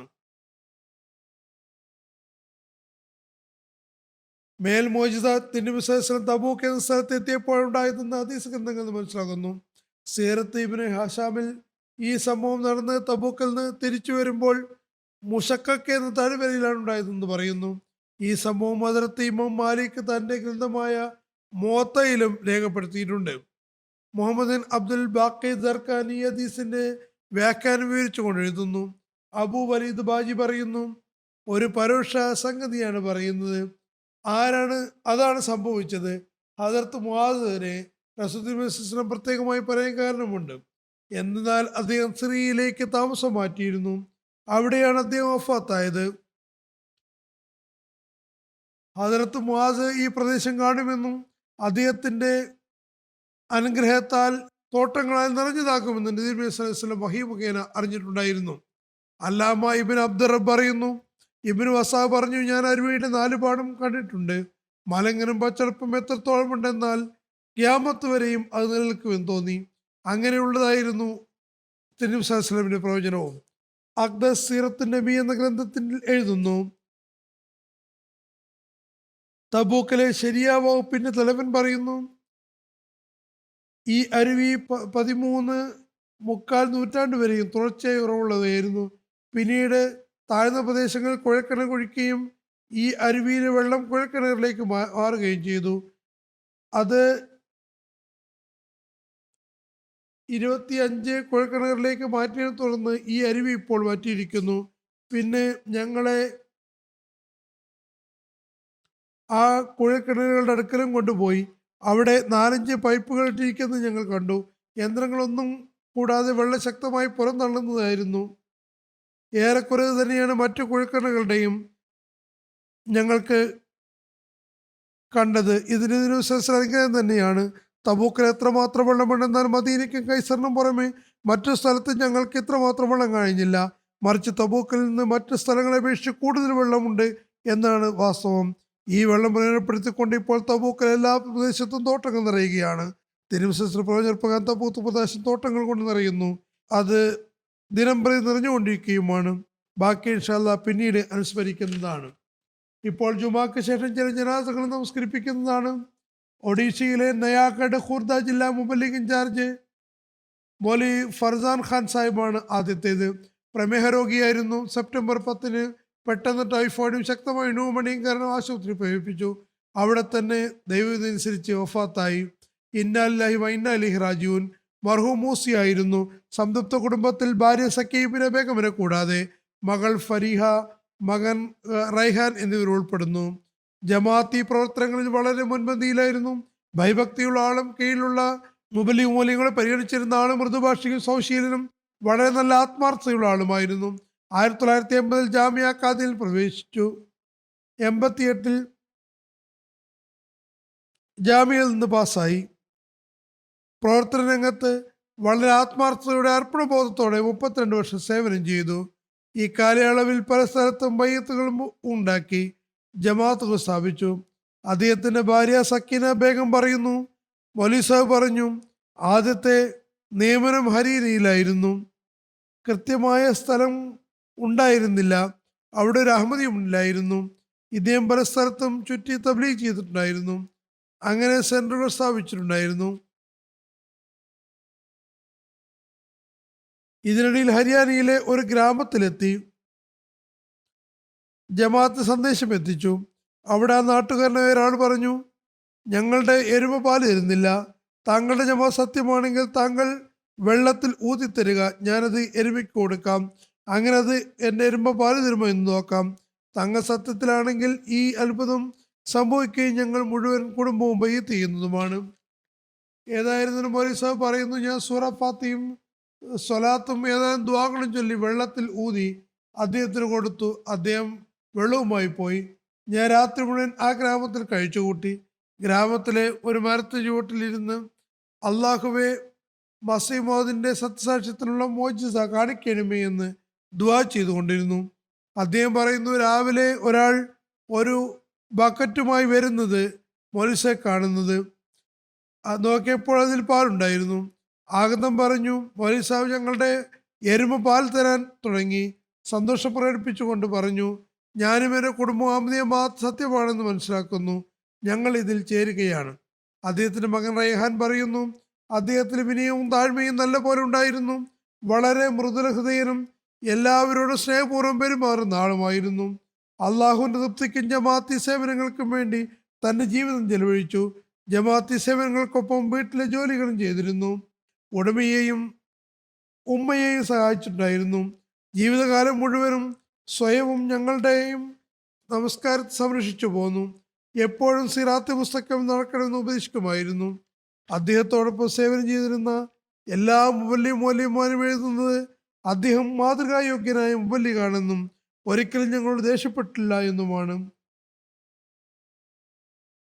അടുത്ത ജനാസ മലേഷ്യയിലെ ലോക്കൽ മിഷണറി അബ്ദുള്ള മൊസൈക്കി സാഹിബിൻ്റെതാകുന്നു. ഒക്ടോബർ 7 അടുത്ത ജനാസ മലേഷ്യയിലെ ലോക്കൽ മിഷണറി അബ്ദുള്ള മൊസൈക്കി സാഹിബിൻ്റെതാണ്. ഒക്ടോബർ 7 മോഹാത്സ്യപ്പെടുകയും ആശുപത്രിയിൽ എത്തിക്കുകയും ചെയ്തു. ജീവൻ രക്ഷിക്കാൻ സാധിച്ചില്ല. അന്നേ ദിവസം രാത്രി തന്നെ വഫാത്തായി. ഇന്നാലില്ലാഹി റാജിഊൻ. അദ്ദേഹത്തിന് 68 വയസ്സായിരുന്നു. മർഹൂം മൂസിയായിരുന്നു. സംതൃപ്ത കുടുംബത്തിൽ ഭാര്യയെ കൂടാതെ 8 മക്കളുണ്ട്. അദ്ദേഹം മലേഷ്യയിലെ 2 മുബല്ലിമാരായ സലാഹുദ്ദീൻ സാഹിബിന്റെയും മസൂർ അഹമ്മദ് സാഹിബിന്റെയും ഭാര്യ പിതാവാണ്. അബ്ദുള്ള മൊസിക്ക സാഹിബ് ഫിലിപ്പൈൻസിലാണ് ജനിച്ചത്. യൂണിവേഴ്സിറ്റി പാസ്സായ ശേഷം മുസ്ലിം ഓർഗനൈസേഷൻ മോറോ നാഷണൽ ലിബറൽ ഫ്രണ്ടിൽ ചേർന്നു. ഈ സർക്കാരിനെതിരെ പ്രവർത്തിക്കുന്ന സംഘടനയാണ്. ഫിലിപ്പൈൻസിൽ ഇസ്ലാമിക രാഷ്ട്രം സ്ഥാപിക്കുകയാണ് ഈ സംഘടനയുടെ ലക്ഷ്യം. 1973 അദ്ദേഹത്തിന്റെ പിതാവ് ഫിലിപ്പൈൻസിൽ വന്ന് പാലായനം ചെയ്ത് മലേഷ്യയിലെത്തി സന്താക്കുൻ സഭ എന്ന സ്ഥലത്ത് താമസമാക്കി. ഏതായിരുന്നാലും അദ്ദേഹത്തിന് അള്ളാഹു ശുദ്ധ മനസ്കത നൽകിയിരുന്നു. അദ്ദേഹം പലവട്ടം സ്വപ്നദർശനത്തിലൂടെ മസീമദ് അലി ഇസ്ലാം, ഹദരത്ത് ഖലീഫത്തുൽ മസീഹ് സാനി, ഹദരത്ത് ഖലീഫത്തുൽ മസീഹ് സാലിസ് എന്ന് സന്ദർശിച്ചിട്ടുണ്ട്. ഏതായിരുന്നാലും ദൈവിക പ്രകാരം താക്കിനോ ബോല എന്ന സ്ഥലത്ത് നടന്ന ജലസയിൽ പങ്കെടുക്കാനും അവിടെ ജലസ കണ്ടപ്പോൾ അവിടെയുള്ള അവസ്ഥകൾ അദ്ദേഹത്തിൽ വിശ്വാസം ദൃഢീകരിക്കുകയും തുടർന്ന് അദ്ദേഹം ബയ്യത്ത് ചെയ്യുകയുമുണ്ടായി. അദ്ദേഹം താമസിച്ചിരുന്ന സന്താക്കുൻ എന്ന സ്ഥലത്ത് മുബല്ലിഗില്ലായിരുന്നു. പക്ഷെ അദ്ദേഹം ദാഹമുള്ളൊരാത്മാവായിരുന്നു. അങ്ങനെ ആ ദാഹം അകറ്റാൻ വേണ്ടി ജമാഅത്ത് സാഹിത്യങ്ങൾ വായിക്കാൻ തുടങ്ങി. തബ്ലീഗിന് നല്ല താല്പര്യമുണ്ടായിരുന്നു. ഈ താല്പര്യത്തെ കർമ്മപദത്തിൽ കൊണ്ടുവരികയും ബന്ധുമിത്രാദികൾക്കും തൻ്റെ പ്രദേശത്തുള്ള നല്ല പോലെ തബ്ലീഗ് ചെയ്തു. അതിൻ്റെ ഫലമായി നിരവധി പേർ അഹമ്മദിയത്തിൽ ഇസ്ലാമിൽ പ്രവേശിച്ചു. തബ്ലീഗിനുള്ള ആവേശം കാരണം അദ്ദേഹം ജീവിതം വഖഫ് ചെയ്തിട്ടുണ്ടായിരുന്നു. തുടർന്ന് അദ്ദേഹത്തെ മുബല്ലിഗ് ആയി നിയമിക്കുകയും ചെയ്തിട്ടുണ്ടായിരുന്നു. പിന്നെ അദ്ദേഹത്തിന് ഫിലിപ്പൈൻസിൽ ഖൈറുദ്ദീൻ മാറൂഫ് സാഹിബിനോടൊപ്പം പ്രവർത്തിക്കാൻ അവസരം ലഭിച്ചിട്ടുണ്ട്. ഏതായിരുന്നാലും തൻ്റെ ശുദ്ധമായ പ്രകൃതവും അറിവിനോടുള്ള താല്പര്യവും വിനയവും താഴ്മയും ദൈവഭയവും കാരണം അദ്ദേഹത്തിന് അവിടെയും നന്നായി പ്രവർത്തിക്കാൻ അവസരം ലഭിച്ചു. ക്രിസ്ത്യാനികളുമായി സംവാദം നടത്തിയിരുന്നു. പലരുടെയും ഇസ്ലാമിനെ പഠിത്തത്തിലേക്ക് എത്തിച്ചു. ഉറുദു സംസാരിക്കാൻ അറിയുമായിരുന്നില്ല, പക്ഷേ പഠിക്കാൻ താല്പര്യമുണ്ടായിരുന്നു. പല ഉദ്ധരണികളും പദ്യങ്ങളും ഹൃസ്യസ്ഥമാക്കിയിരുന്നു. അതിഥി സൽക്കാരത്തിന് വലിയ താല്പര്യമായിരുന്നു. ജുമാക്ക് വരുന്നവർക്ക് പ്രത്യേകം ആതിഥ്യം നൽകിയിരുന്നു. ചിട്ടയുള്ള വ്യക്തിയായിരുന്നു. എല്ലാവരും ചിട്ടയായി ജീവിക്കണമെന്ന് അദ്ദേഹം ആഗ്രഹിച്ചിരുന്നു. അതനുസരിച്ചാണ് തർബിയത്ത് ചെയ്തിരുന്നത്. ഏതായാലും വർഷമായി നടക്കാനും മറ്റ് പ്രയാസമുണ്ടായിരുന്നു. എന്നിട്ടും തൻ്റെ പ്രയാസങ്ങളെ പ്രവർത്തനങ്ങൾക്ക് വിഘാതമായി കണ്ടിട്ടുണ്ടായിരുന്നില്ല.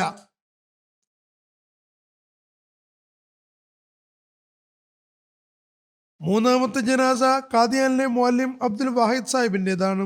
സെപ്റ്റംബർ 12 56-ാമത്തെ വയസ്സിൽ വഫാത്തായി. ഇന്നാ ലില്ലാഹി വ ഇന്നാ ഇലൈഹി റാജിഊൻ. അദ്ദേഹം ക്രിസ്ത്യൻ കുടുംബത്തിൽപ്പെട്ട ആളായിരുന്നു. അദ്ദേഹത്തിൻ്റെ കുടുംബത്തിലെ ഏറ്റവും അധികം റിട്ടയർഡ് മുഅല്ലിമായ അദ്ദേഹത്തിന് മൂത്ത സഹോദരനാണ് ബൈഅത്ത് ചെയ്യാൻ സൗഭാഗ്യം ലഭിച്ചത്. തുടർന്ന് മുഴുവൻ കുടുംബവും ബൈഅത്ത് ചെയ്തു. അഹമ്മദിയത്ത് സ്വീകരിച്ച ശേഷം പരേതൻ ജാമിയത്തുൽ മുബശ്ശിരിൽ 3 വർഷ കോഴ്സ് ചെയ്തു. അവിടെ നിന്ന് പാസ്സായ ശേഷം വിവിധ സ്ഥലങ്ങളിൽ തബ്ലീഗിന് പോയി. ഖാദിയാനിലെ വിവിധ സ്ഥലങ്ങളിൽ താലീം തർബിയത്തിൻ്റെ ഉത്തരവാദിത്തങ്ങൾ അദ്ദേഹത്തെ ഏൽപ്പിച്ചിട്ടുണ്ടായിരുന്നു. വളരെ അനുസരണയും ആത്മാർത്ഥമായി ജോലി ചെയ്യുന്ന ആളുമായിരുന്നു. തബ്ലീഗിൽ നല്ല പ്രാവീണ്യമുണ്ടായിരുന്നു. അദ്ദേഹം മുഖേന ഖാദിയാനിൽ 3 ക്രിസ്ത്യാനികളും 3 അനഹമ്മദികളും ജമാഅത്തിൽ പ്രവേശിക്കുകയുണ്ടായി.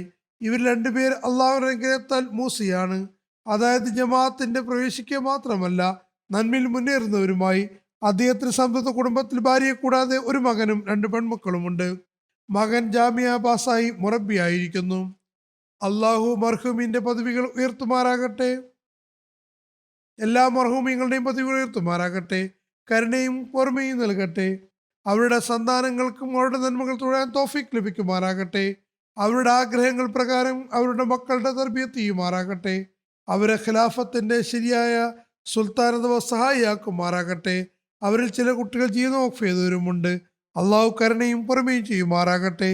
ഞാൻ പറഞ്ഞതുപോലെ ഇൻഷാ അല്ലാഹ് ജുമാക്ക് ശേഷം ജനാസ നമസ്കരിപ്പിക്കുന്നതാണ്.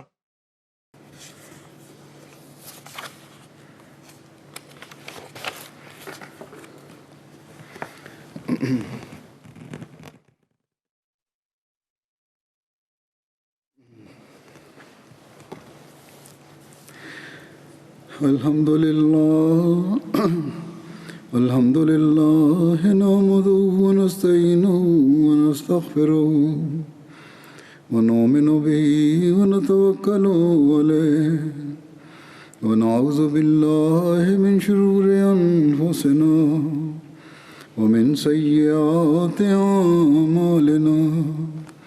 Man yahdihillahu fala mudilla lahu ومن يضلل فلا هادي له ونشهد أن لا إله إلا الله ونشهد أن محمدا عبده ورسوله.